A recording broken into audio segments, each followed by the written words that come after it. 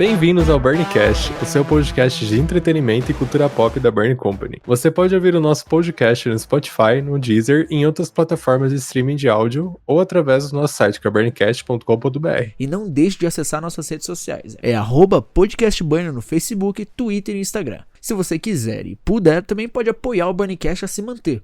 Basta acessar o burncast.com.br/apoie, que você pode escolher um dos apoios, que nos ajudará a continuar investindo e produzindo conteúdo para vocês. Mas não se preocupe, o Burn sempre será gratuito. Mas se você não puder, compartilhe os episódios do Burncast nas redes sociais e sempre marque o nosso perfil para darmos repost, beleza? E hoje finalmente chegamos ao capítulo final desse podcast para falar sobre a segunda temporada de The Boys. Eu sou o Guilherme Cepeda. E eu sou o Pedro Prado. E retornando também com Rafa, Diego e Matt. Oi, eu sou a Rafa, sou do blog Astronauta, apaixonada por cultura pop e cosplayer. Olá, eu sou o Diego, já estou aqui na minha terceira participação e sou professor de história, apaixonado por cultura pop, quadrinhos, anime, videogame, de forma geral. Estamos aí mais uma vez para discutir essa série. Opa, meu nome é Matt, do canal Cérebro Espacial, eu ainda sou um mero pupilo e é a primeira vez que eu tô aqui no podcast e vamos lá, né? E voltando de onde havíamos parado no primeiro episódio do podcast, estávamos prestes a falar sobre como a VOT, iria lidar com a consequência de começar o marketing em cima da insegurança da Maeve com a sua sexualidade, desencadeando momentos bem desconfortáveis pra ela e também pros espectadores, pode dar algum gatilho ali, né? Bem desconfortável mesmo, porque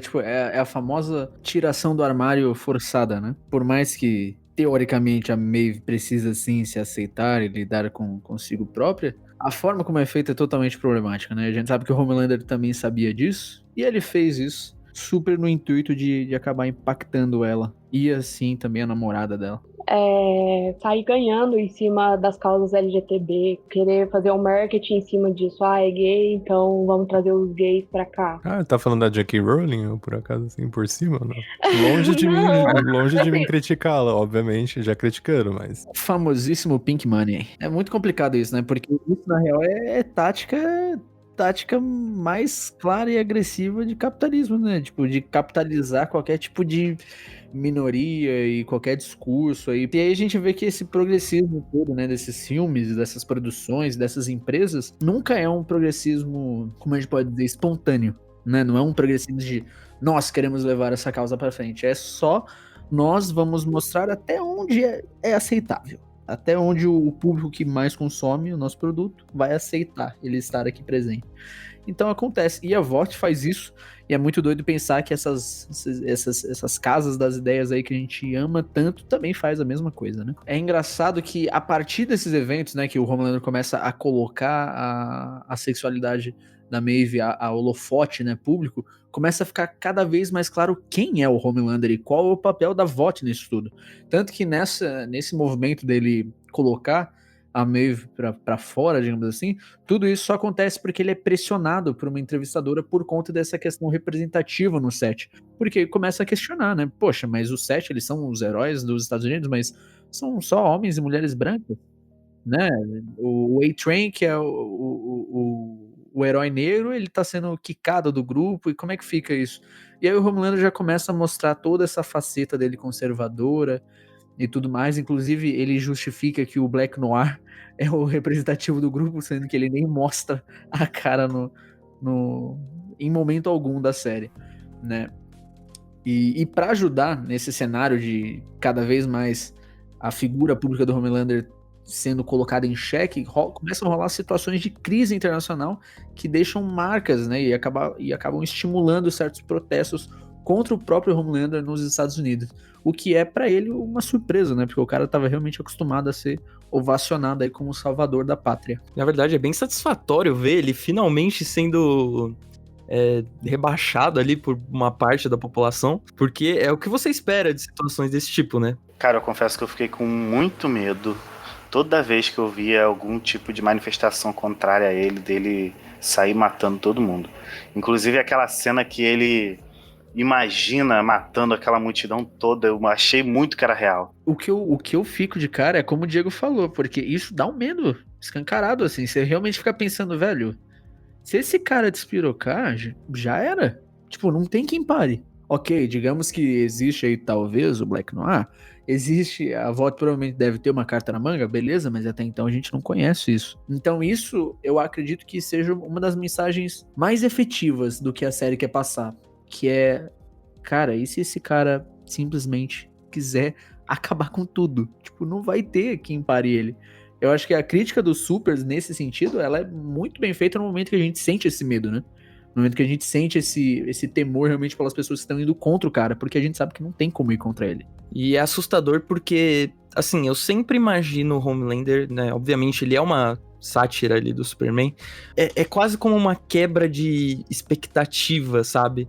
Você imagina o Superman como um ser que, mesmo quando a população tá contra ele, por ele ser um estrangeiro, né? Ser um ser alienígena de fora do planeta, como ele consegue se manter com a compaixão e o amor, e como o Homelander talvez seja... Talvez não, com certeza ele é uma visão mais realista de como seria o Superman na vida real, e como, na verdade, seria assustador viver com um cara desse no meio da humanidade, sabe?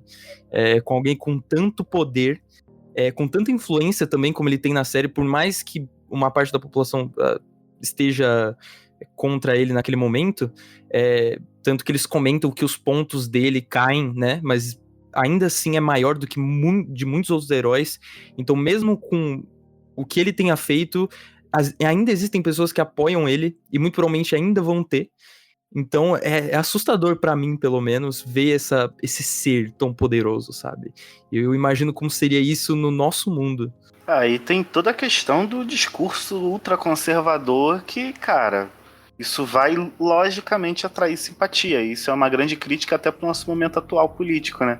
Tipo, os Estados Unidos, eles têm um presidente que é um cara ultraconservador que foi eleito por ser isso.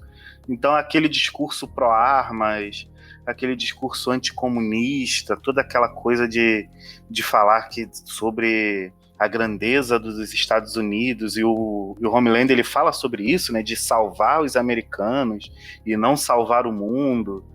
E tem toda aquela propaganda na escola, fazendo propaganda de armamento. Isso é uma coisa que, assim, num país onde o conservadorismo ainda tem muita força, esse discurso sempre vai atrair simpatia. Então, a pontuação dele pode cair, mas sempre vai ter a galera que vai deixar ele lá no topo. Aí, falando nesses discursos extremistas, né, por baixo dos panos é revelado que a Stormfront tinha um projeto de testagem do composto V em adultos, na ideia de formar um exército de supers que sejam fiéis à Vault. Na primeira parte do episódio a gente não mencionou muito o fato, a maioria daqui já sabia que a Stormfront era uma nazista, mas fica claro que por baixo dos panos ela tá com esse projeto mesmo, né, de testagem em adultos, porque realmente a gente sabe que a VOT até então criava os supers a partir de pequenos, né, eles injetavam composto V neles bebês e assim era mais prático, porque aí não tem nenhuma ciência explicada, mas às vezes é por conta da formação do sujeito e tudo mais, e é muito mais difícil você fazer isso quando o cara tá adulto. Mas é justamente por isso que eles fazem, porque eles querem angariar um exército, né? Eles querem convencer uma massa aí a se juntar a eles e tomar o composto V e se tornar aí essa nação de supers e governar tudo. O que, olha só, né? Uma raça pura e superior. Quem será que poderia travar tal discurso? Que grande dúvida, Pedro. Responda pra gente. Pois é. Então, mas... A própria nazista já responde a pergunta. Mas não é muito diferente até dos planos dos nazistas na Segunda Guerra. Claro que a gente não tá no mundo, né, fictício, ficcional, mas, assim, tinha essa aspira de criar um exército, de estudar o corpo humano, tentar chegar num tipo de coisa psíquica e tudo mais, dos testes nazistas que eles faziam. Então é interessante, né, porque é um mundo que isso é possível. Então imagina o quanto um exército nazista seria poderoso com 200 Homelanders aí do lado dele, sabe? Aí nesse lado a gente sabe um pouco daquela tática da VOT e do Homelander, né, de entregar composto V aí no mundo inteiro para gerar esses super vilões, super terroristas que seriam, né, o motivo deles trabalharem, o que é uma coisa muito, muito interessante da gente parar para pensar. Inclusive a gente para pensar no próprio cânone dos heróis dos heróis certinhos, né, que a gente acompanha, né, da linha Marvel, DC. E a gente pode ver que a maioria dos problemas que eles enfrentam geralmente é essa, né? São problemas que eles mesmos, de alguma forma, estiveram envolvidos na criação. O MCU, então, nem precisa falar, né? Porque do início ao fim é consequência de algum erro dos heróis. Aí a gente. É aquela coisa, né, cara? Quando a gente vai analisar de fato, nada faz sentido. Tipo, o Superman pegar um carro com a mão, um carro que tá caindo e o carro não se quebrar, não faz o menor sentido. Assim como levantar um avião com a mão, tipo, nada disso faria sentido. Mas o que eu acho mais legal de The Boys, e é uma coisa que é muito presente em Watchmen, é que ele não é nem a questão da gente imaginar como seria um mundo com heróis. É que de fato seria aquilo ali, entendeu? Um cara com o poder do Superman ia ser o que é o Homelander, um cara com um complexo de Deus tão louco que ele vai de fato controlar tudo. A gente não tem pra onde correr. A gente tem um cara que tá chegando na casa dos 70 anos. O cara só chegou no cargo de presidente do Brasil, ele já tem complexo de Deus. Imagina esse cara com o poder do Homelander. A gente voltando pro lance da Stormfront e tudo mais, e do próprio Homelander, que foi meio que um destaque aí, mais do Stormfront, né, mas a relação dos dois, existe todo esse culto na cultura do entretenimento e mais dos Estados Unidos, mas é uma coisa que até eles, como imperialistas, né, eles souberam divulgar essa ideia, eles souberam se apropriar muito bem dos meios de entretenimento, né, para propagar a cultura deles. É muito claro que os filmes sempre retratam os Estados Unidos como os combatentes ao nazismo, né? É o exército americano contra os terríveis alemães, né? O próprio Capitão América, tudo isso. Sendo que a gente sabe que na história não é bem assim, né? Os Estados Unidos ali era mais o credor, que vendia para todo mundo, mas não é o mérito. E eu acredito que quando a gente olha pra série, a cena mais emblemática é de fato o Homelander beijando a Stormfront. Porque é o retrato dos Estados Unidos. É os Estados Unidos beijando o nazismo. Como o faz, né? Como o faz atualmente com os terroristas brancos, que é até superiorizar muito eles, chamar de supremacistas, são terroristas. Tanto que não é nesse episódio, né, mas eu já vou comentar agora, que o Edgar comenta, né, alguém questiona ele, eu não lembro quem, o Edgar, que é o chefe da VOT, ele comenta, alguém comenta com ele, né, pergunta, pô, você tem uma nazista aí trabalhando pra você, não é você que tá defendendo o povo americano e tudo mais, e ele fala, bom, ela chama público, ela é uma boa influenciadora, e a gente precisa dela, então a gente vai manter ela aqui. Então é bem disso que você comentou, sabe? Eles vieram para os Estados Unidos e eles se aproveitaram disso, né? Os estadunidenses se aproveitaram disso. É a mesma coisa que acontece na série. A VOT, que é a empresa que teoricamente vende Homelander, que é o maior produto, né? Conservador e nacionalista, né? E como é que é a outra palavra? Quando o cara é da pátria e tudo mais? Esqueci. Patriota. Agora. Patriota, exatamente. O cara mais patriota ali dos Estados Unidos. E ele é um produto da VOT, fundada por Frederick Vought, nazista.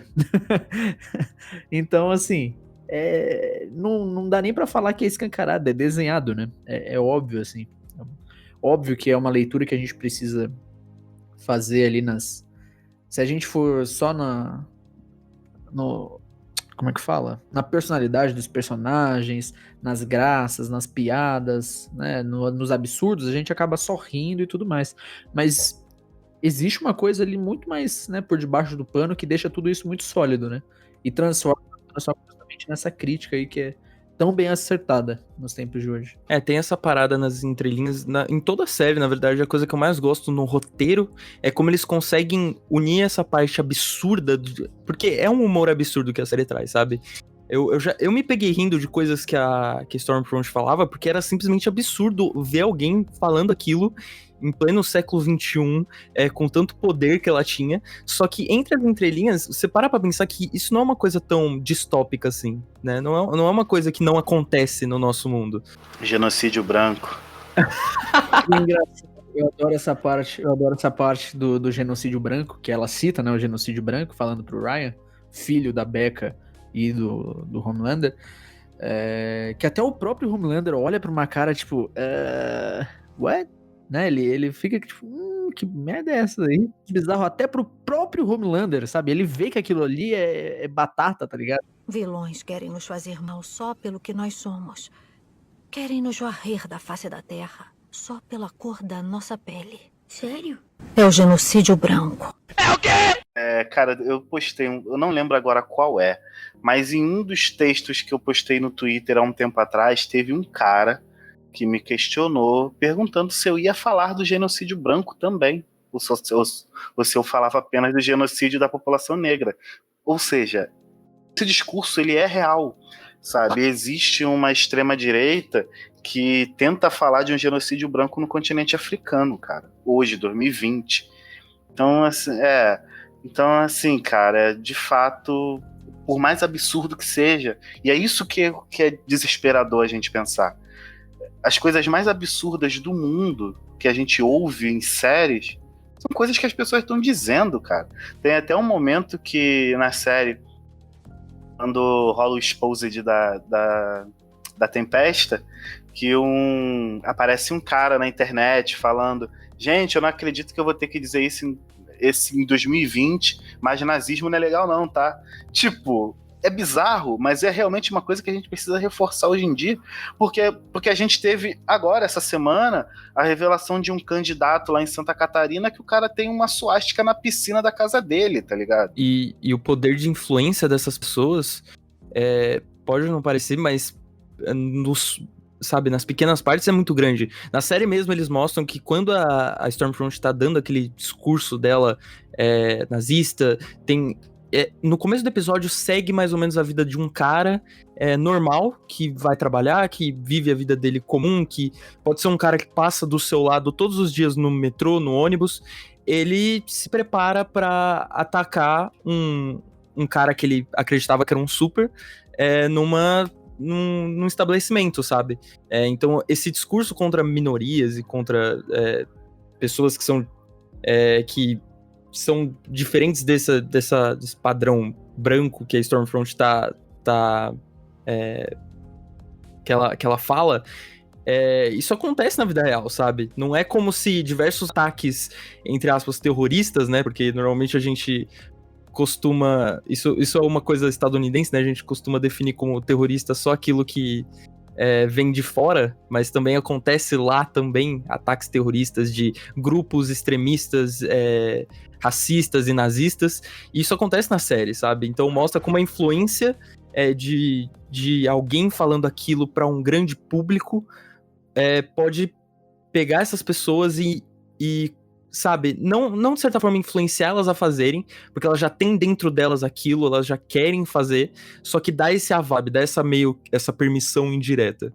E é interessante que depois que o cara mata o super lá no estabelecimento, a Stormfront vem a público dizer que eles não têm nada a ver com aquilo, que por mais que o cara fosse fã dela e diga que foi por causa dela que ele fez aquilo, ela não tem nada a ver e, bom, né, eu nem preciso dizer que isso tem muito a ver com o nosso mundo, né? Acho que tá bem claro.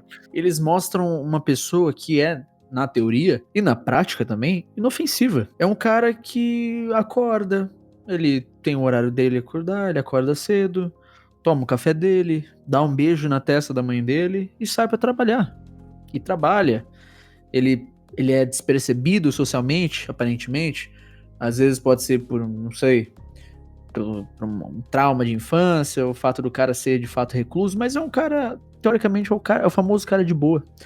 Mas você vê que o único círculo ali social dele e o único momento onde ele teoricamente interage, fora desses lances de trabalho e tudo mais, é na internet. Não só a internet, mas com a TV, com um rádiozinho tocando no fone. E aí você vê como a gente tá muito, muito, muito pra trás nesse sentido, de que, cara, de fato, ele poderia até ser um cara gente boa, mas socialmente falando, ele entrou num beco sem saída, sabe? Ele entrou num beco onde ele foi afundando, porque esses discursos e a forma como eles estão na internet, eles são feitos assim mesmo.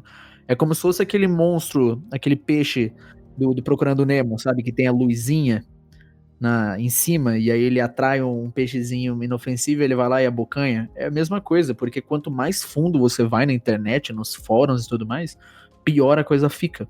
E pra você chegar até lá, meu amigo, você já perdeu uns 2/4 da sua alma aí. você já entregou. Então é muito complicado você ver essa corrupção mesmo do indivíduo, né? E de qualquer coisa que ele acredita, porque ele começa a ser preenchido com essas coisas. E a rede social tá muito influenciada nisso. Além da VOT, é revelado que mais de uma corporação está querendo um protagonismo super-heróico. Assim conhecemos a Igreja do Coletivo, do líder Alastair Adana. Desde o início da temporada, a igreja busca correr atrás de Deep, que é o Profundo, né, para reinventar sua figura pública e colocá-lo de volta ao set. E agora tentam de novo com o recente aposentado A-Train. Inclusive o Deep, ele é o arco dele é o arco que me fez ficar mais intrigado com aquele refrigerante, porque toda a cena dele apareceu refrigerante. O lance da fresca, inclusive, ele é até meio decepcionante, de certa forma, se você for para pensar, porque a segunda temporada acaba e não tem nada, né? A fresca realmente não tem uma importância, relevância narrativa, mas o que eu, pelo menos, senti, o que eu li, entendi, é que, para pensar, desde o início, a fresca sempre era oferecida a partir de quem queria trazer a pessoa para a religião. Então é como se você estivesse oferecendo a parada pra pessoa se sentir bem recebida, tá ligado? Porque realmente, quem nega um refri, tá ligado? Teoricamente é uma bebida comum, tá ligado? Obviamente tem quem não beba refri, mas o que eu tô querendo dizer é que justamente é esse lance de, quer beber aqui? É como, e você, pelo menos eu vi, sempre existe meio que um toque meio malicioso na fala, né? Tipo, você quer uma fresca? Porque não parece que ele tá só oferecendo uma bebida. Não parece que é só, né, uma bebida.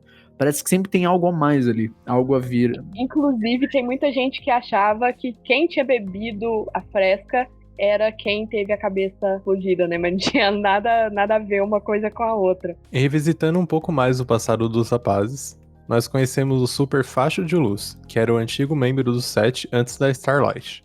É revelado que ele acabou matando os netos da Capitã Mallory, levando a separação dos rapazes. O curioso é que o ator Shawn Ashmore, que antes era o Homem de Gelo dos X-Men, agora se torna um super com poder de fogo. Pois é, e aí o Facho de Luz ele tá envolvido em toda aquela questão da Stormfront, né, e também do hospital psiquiátrico, que fazia os testes de composto V nos pacientes adultos, né, pra realmente ver se eles conseguiam transformar e se o composto V era receptivo aí ao corpo adulto. E é muito doido, cara, porque o próprio casting já é uma brincadeira, né, chamar o cara que era o gelo pra fazer agora o Facho de Luz, que não faz muito sentido com o nome dele, com o poder dele, né, que na verdade é de fogo, ele meio que controla o fogo ali. Lembra muito o poder do Pyro, né, que não é poder de fogo, mas sim de produzir, né, a partir de fontes de fogo. Mas esse é outro personagem que, como o Profundo, diferente do Profundo, eu diria. Mas você começa odiando ele muito, mas você acaba, no final, entendendo o que levou ele a ser daquele jeito, sabe? Porque tem uma motivação pra ele ter matado os filhos da Mallory, né? Que no final das contas foi um acidente. E não é como se ele vivesse com aquilo sem culpa nenhuma. Então é mais uma forma da série se aprofundar nos personagens e desenvolver eles de uma forma mais humana. E não tão tipo, cara, esse cara é do mal e ele gosta de botar fogo nas pessoas, sabe? É uma coisa tão superficial assim. E toda a questão dos The Boys, né, os rapazes, era que eles estavam atrás do Facho de Luz, né? Só que rolou todo um esquema porque o Facho de Luz era meio que um informante deles e ao mesmo tempo ele acabou numa tentativa de queimar aí a Capitã Mallory, que era a líder, né, dos rapazes, ele acabou queimando os netos da Mallory. E isso acabou acabando com ela, acabando é ótimo, né? Mas acabou tirando ela, né, desse objetivo e mostrou pra ela que essa vingança atrás dos Supers não ia levar a muito lugar. O que acabou causando essa debandada do grupo. O que justifica, né? Justifica muito como eles operavam, por que eles deixaram de operar. Uma coisa que até então na primeira temporada era uma ideia bem vaga, né? Não tinha esse trabalho de desenvolver. Mas toda a questão do Homelander e com o Ryan, sei lá, eu vejo ali que, por mais que seja um lado mais humano dele que a gente esteja vendo, né, na série, você vê que é a notória e clara necessidade de afeto que ele não teve a vida inteira. E é exatamente, ele faz uma coisa que muitos pais fazem, que é justamente se projetar no filho. E não querer aquilo que foi feito a si no filho. Só que é o Homelander, né? Então, é tudo meio descabido, tudo meio torto. Meio não, completamente torto. Então, eu concordo com vocês. É meio que de cortar o coração, assim, de certa forma, porque você vê que ele tá tentando, de certa forma. É legítimo o que ele tá fazendo, não é ele pagando de conservador, fazendo aquele teatro que ele faz como Homelander. Você vê que é, de fato, ele tentando ali, né, ser uma figura paterna que ele não teve. Só que aquelas, né, cara, isso não vai mudar quem ele é, né, não vai mudar o que ele faz, o que ele acredita, o que ele se tornou e etc. Então, é, é bem triste mesmo, porque mostra que esse personagem ele tá fadado, né? E acho que até remete a uma importância da criação, né? Como é importante o lance da criação. E como o Ryan é um exemplo disso, né? Ele poderia ser outro Homelander, de qualquer forma, tranquilamente. Cara, eu também acho, olhando, é porque assim, quando eu não suporto um personagem, eu acho que eu tenho mais facilidade de enxergar a merda em cima até do que é bom. Quando eu vejo essa criação não, né? Essa tentativa de relação com o filho, eu vejo que aquilo ali é muito mais por ele do que pelo moleque.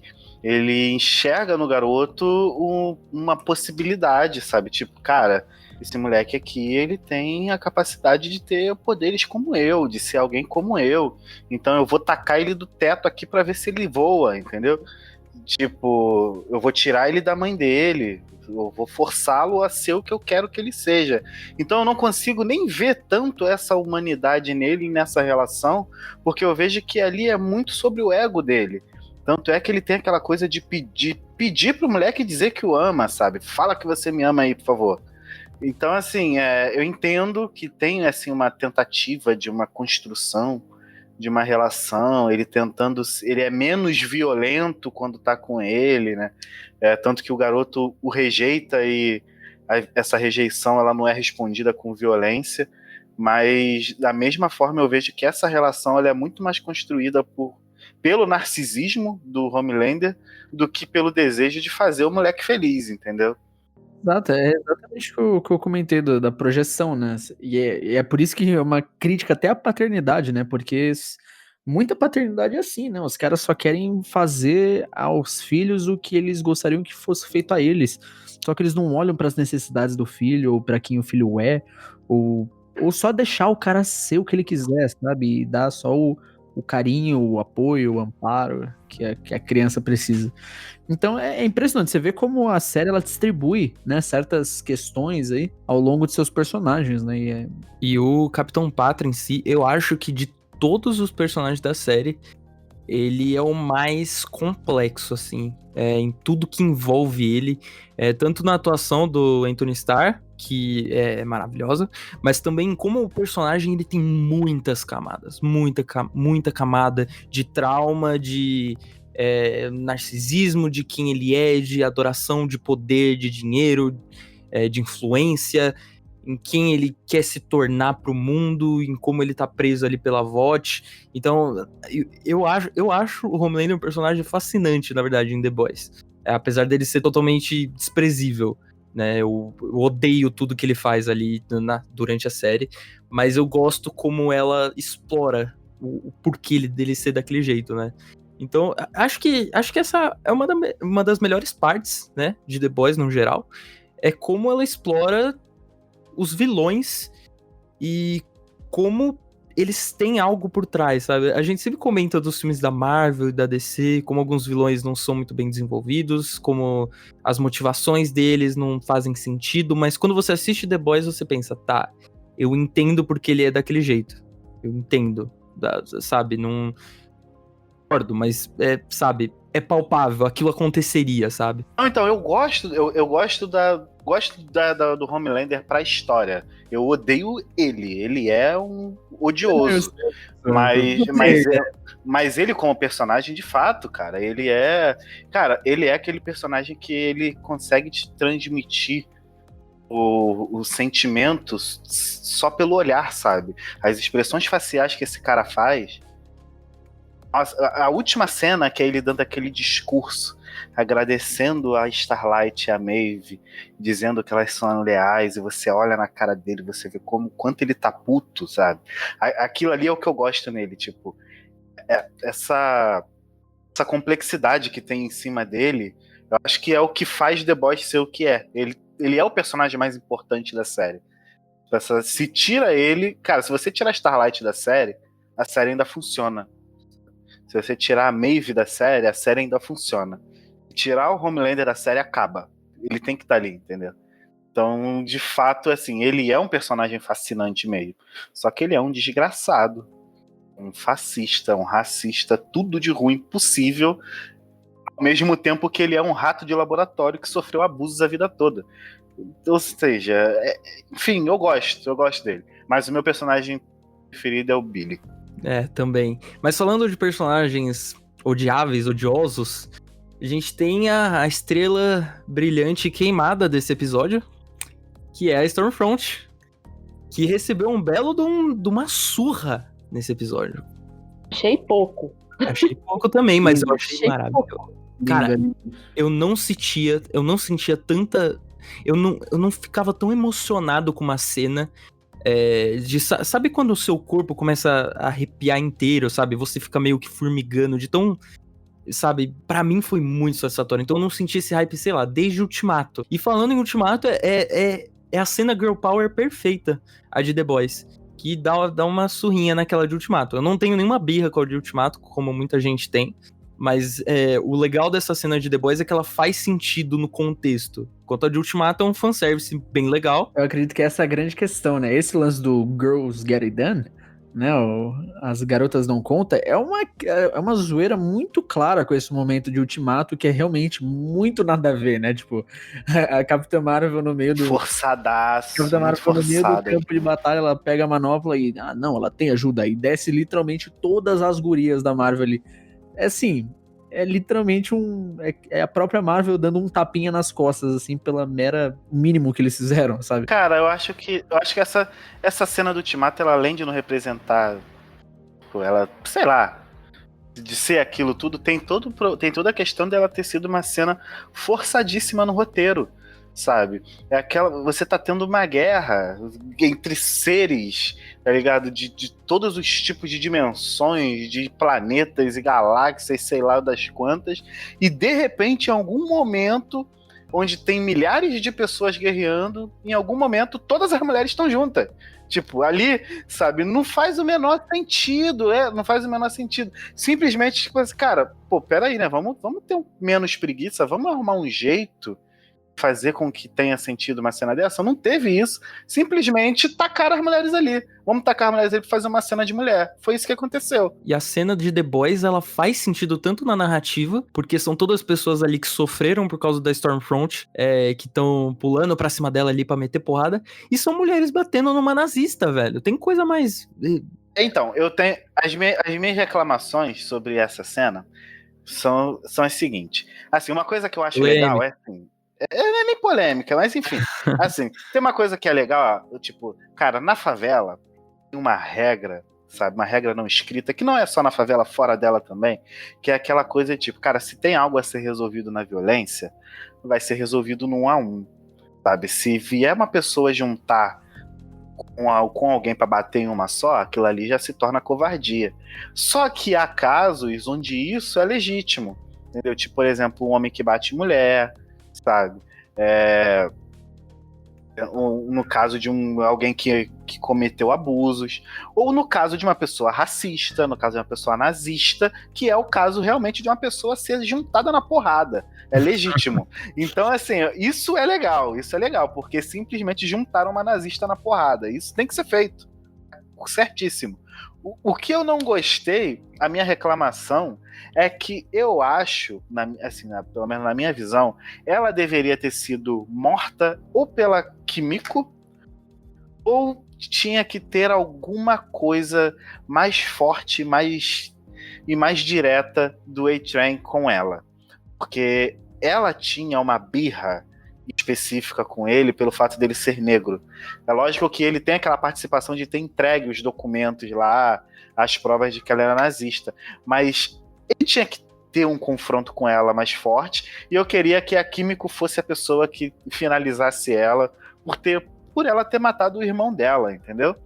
Então, e ali aquela surra eu achei legal, mas ela conseguiu meter o pé, conseguiu sair fora, e eu não gostei muito não. Eu queria que aquela surra tivesse uma consequência mais pesada em cima dela. Ela já tivesse saído dali quase morta, entendeu? Mas Essa é a minha o legal da reclamação. surra, o legal dela é que você vê que ao invés deles usarem mais os poderes, eles usaram aquela força do ódio mesmo. É chute, é tapa, é murro. É. Tipo, igual pessoa normal. É igual briga de então, mulher mesmo. e- Puxa e é aí que- cabelo. Isso é a grande magia da série, porque a série ela tá ensinando a sociedade, é um tutorial de como tratar nazista. Então, se fosse poder, se fosse ele usando os poderes ali, como é que a gente vai aplicar isso na realidade? Vamos fazer aqui da forma, né, mais coerente com a realidade, simplesmente dando bicuda. É bicuda na nazista. Cara, eu achei isso ótimo. Então, no lance da primeira parte que eu comentei, é que nessa segunda temporada, eles demonstraram um certo esforço que eu acho que a série tá chegando no limite de escrever os embates entre os rapazes e o Seth. Tá cada vez mais difícil, parece, as situações. Eles têm que recorrer ali a uns conceitos narrativos, né? Uns ex-máquina da vida, gente que chega do nada pra salvar a situação. E tudo bem, acontece. O problema não é ter, né? O problema é quando, às vezes, todas as situações acabam se apoiando nessas muletas aí, né? Argumentativas. Então, nesse ponto, na segunda temporada não me incomodou tanto.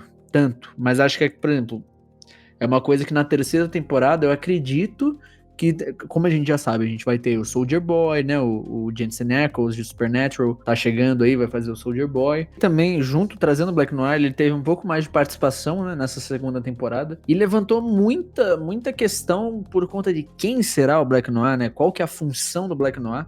Tem muitas teorias, algumas até esdrúxulas, como, sei lá, Black Noir ser filho do Edgar. Que na HQ, ele é a pessoa que o Homelander teme. Então isso seria legal colocar na série, pro Homelander ter quem tem medo ali. Então matar ele agora talvez não seria uma boa ideia. Eu acredito que na próxima temporada, finalmente, algum deles vai tomar o composto V pra desequilibrar aí esses conflitos. Porque agora eles têm a Kimiko, eles têm a Starlight, eles têm até a Maeve ali do lado deles, de certa forma.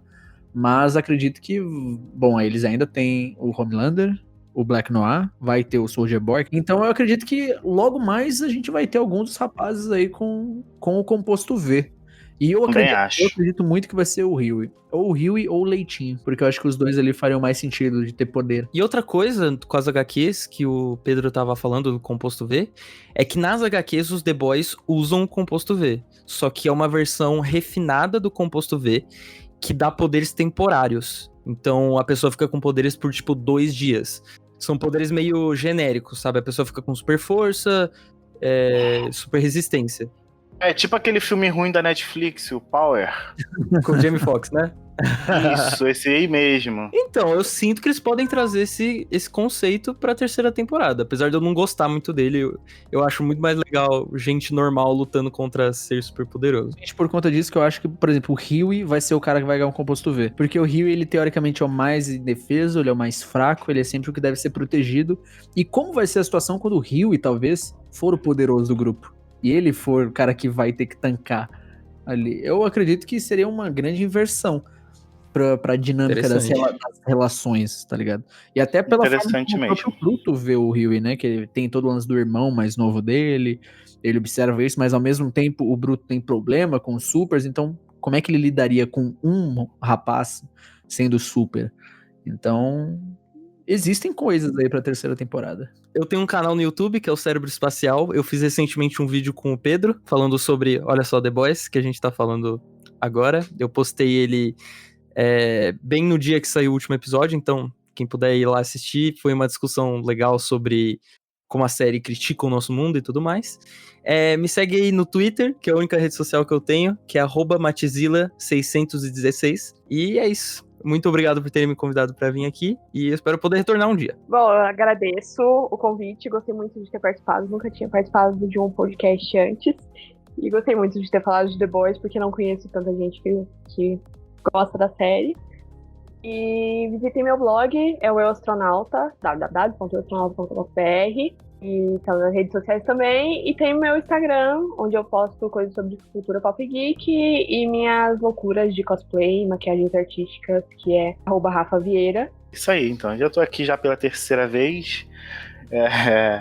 O meu Twitter, onde eu mais presente é @retintapreta. O meu nome tá lá, Diego TBT. Podem me seguir. Eu falo a beça, mas sou uma pessoa legal. E é isso. Não tenho muito a dizer, não. Agradecer aí pelo Pedro, que tá sempre me chamando aí para participar do Bunnycast. Gosto muito, a gente sempre trocando várias ideias. E chegamos ao fim de mais um episódio do Burncast. Gostaríamos de agradecer você por ouvir até aqui e lembrando que o podcast está disponível no Spotify, no Deezer e em outras plataformas de streaming de áudio. Compartilhe os episódios do Burncast nas redes sociais e sempre marque o nosso perfil para darmos aquele repost, ok? Até a próxima semana. Vocês têm sorte que eu apareci.